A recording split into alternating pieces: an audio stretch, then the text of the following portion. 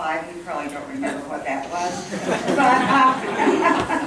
so I will tell you.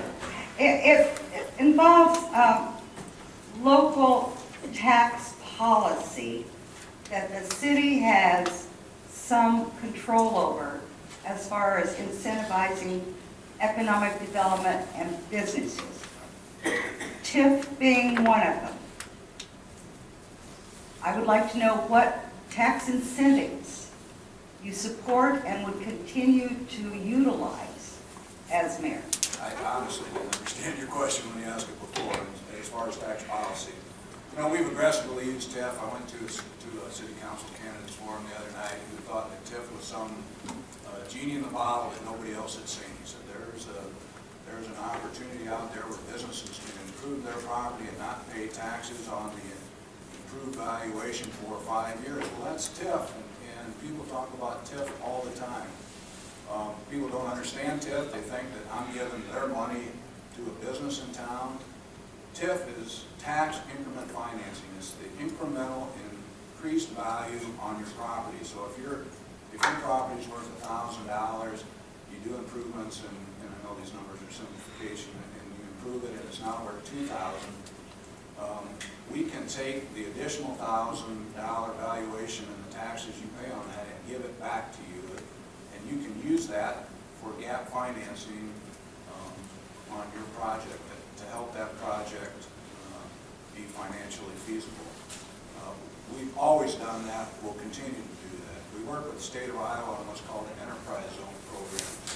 What enterprise zone does is allow state income tax credits for the developer, and it allows the developer to recoup their sales taxes on their materials and products they use in the construction process. We'll continue to do that.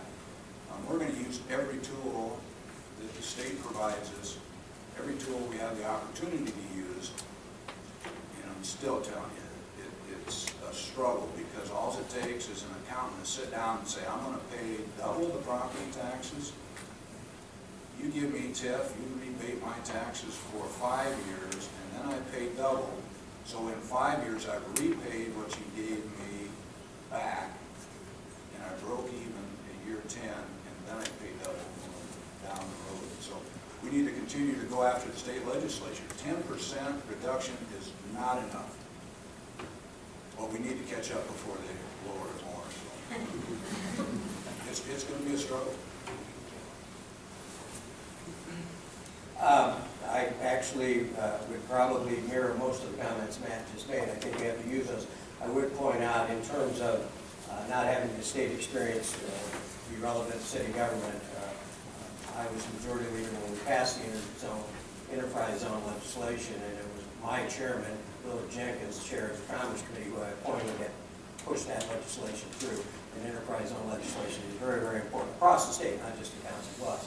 We also did TIF while I was serving in the legislature. Those are two very important economic development tools that we can use, and we need to continue to use those. So I would concur with Matt. I mean, there are numerous things that are out there. Some of them apply to us, some of them don't. I mean, even things such as the historic preservation tax credit, which my chair, Benny Grunberg, passed when I was majority leader. Also, those things all come into play with economic development. And you look at the 100 block, you look at different places around town. I mean, all those issues, all those programs that are out there, we need to use to the best of our ability. And I think we've done a pretty good job of that. But you have to be very aggressive with it.